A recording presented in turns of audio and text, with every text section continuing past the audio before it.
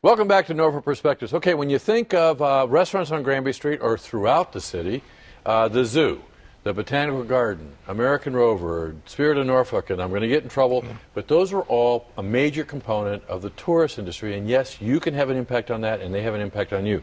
Tony DeFilippo, President and CEO of Visit Norfolk. Is that true? Yes, I am President and CEO. Okay, and tourism is a major industry. Yes, sir, it is a major industry, locally and nationally and internationally. In fact, 1 billion people a day traveled internationally last year. 1 billion people a day. And if I had done it, it would have been 1 billion. That's more, right. But in Norfolk alone, in 2012, according to Virginia Tourism Corporation, visitors spent $727 million in Norfolk. You got to say that again. $727 million were spent by visitors in Norfolk in 2012. And it's, I love the word Dr. Cook uses, exogenous revenue. It's revenue that comes from out of the market into the market. So it's revenue, new revenue that's infused into our economy. Now, Tony, I got to tell you that that's a word that I thought the guest next to you would have possibly used in the defense of the city. He taught it to you? Peter G. Decker III.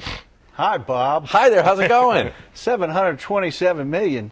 I hope you get a percentage of that. Can I be your lawyer, Tony? I thought you were. I am Tony's lawyer. I was going to say, for those that haven't turned the TV on or whatever in the last, I don't know, couple of years, you are an attorney downtown, and I got to tell you, I got to say, though, you're also the son of Uncle Pete, right?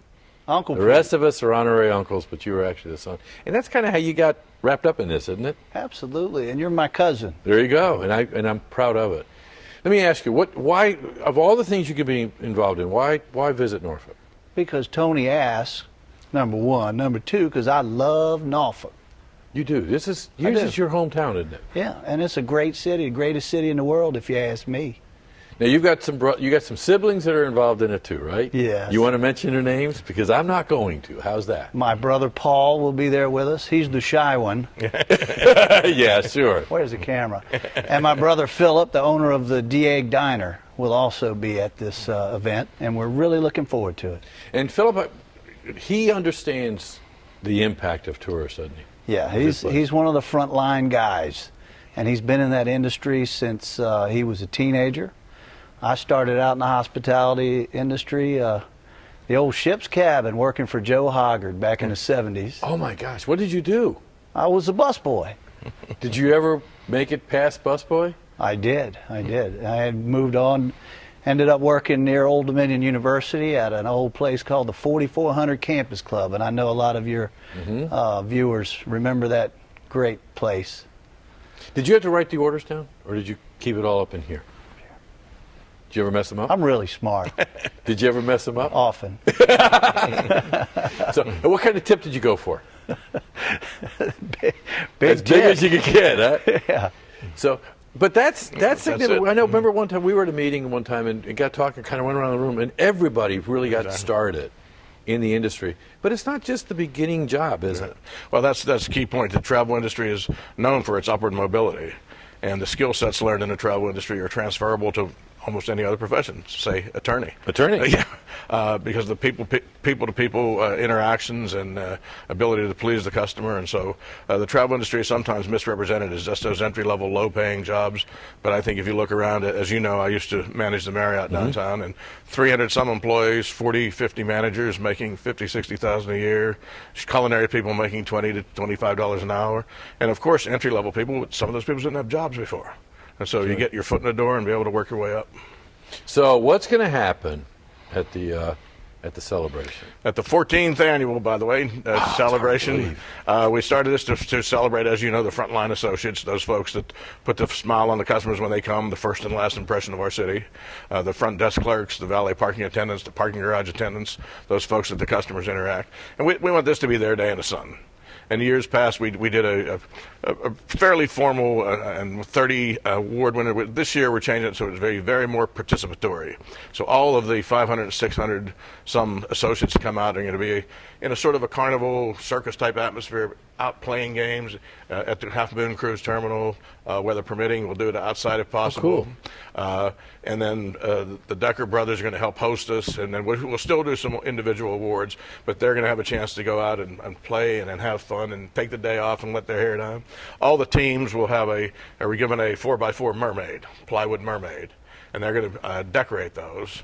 And then the wavy 10 judges will once again give the Spirit Award to the team that is the most creative in decorating that mermaid. Now, will you guys give some influence on who should win or who shouldn't win? I'm one of the judges. Oh, so we can't influence you then? Absolutely not.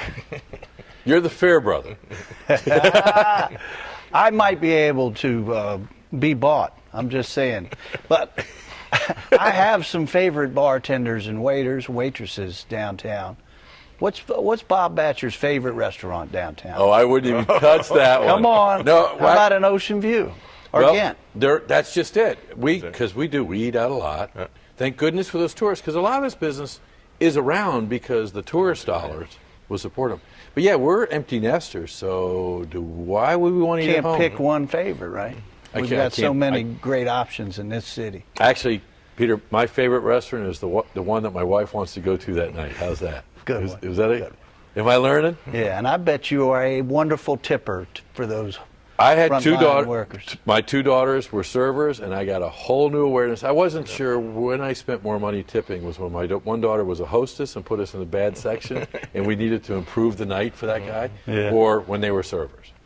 Because that is, I mean, in fact, there was just talk about that with the whole tipping culture in America. I mean, and that is significant in trying to help them Well, out. and as you say, we often say the tourism industry enhances the quality of life for the local citizens. And some folks say, how's that? Well, would we have the major hotels for your daughter to get married in? Would we have the plethora of restaurants and diversity of restaurants? It wasn't for that. And yes, those folks earn their living on gratuities, on tips. And so, the old axiom is it was to ensure promptness is how tips started.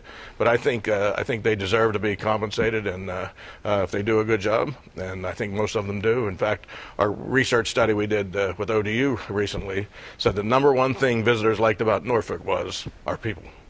That's right. And you can't buy that. But a lot of the people that are coming that you're going to be celebrating really are kind of the quiet heroes. Right. I mean, if the server is a vital part of your meal, but you're not going to a restaurant because he might, because of that server. You're going there to be served. Yeah, but you might not come back because of that server. You might go there because of the name and then the menu, but that whole experience is why you're going to come back. And I think that the individual, the personal touch is what puts you over the top. The celebration is going to be for this server, but what about the viewer? What can they do to enhance the tourism industry? Vote. We can vote. Yeah. That's right. The nominations. Yeah. He knows all about the it. nominations are online. The nominations are if you're out at a restaurant or staying in one of our hotels or any of our attractions, there should be nomination forms there. You can go to our website, visit norfolktoday.com, and say, I encountered this exceptional service person this past weekend, and give us your name and just a little blurb on what they did to differentiate your experience. So there's certain ways, all different ways you can do that. And most of all, just say thank you when you see those folks. Thank you for especially National Tourism Week, that whole first week of May is National Tourism Week. If you encounter a service personnel, just say thank you for what you do to help our economy and help our city. That acknowledgement. Well, thank you for bringing to our attention the important role that tourism plays in Norfolk, but more importantly, keep it coming. That's right. That's the thing. And thanks for your service. I mean, I can't believe I have you on the sofa. This is awesome. I love being on your show. Well, appreciate it. And you're going to sing us out? Can I come back soon? You sure can. Then I'll sing. Okay. Start the music. When we come back, we're going to have the real professionals on to talk about Virginia Arts Festival and Harlem. Thank you. Thank you.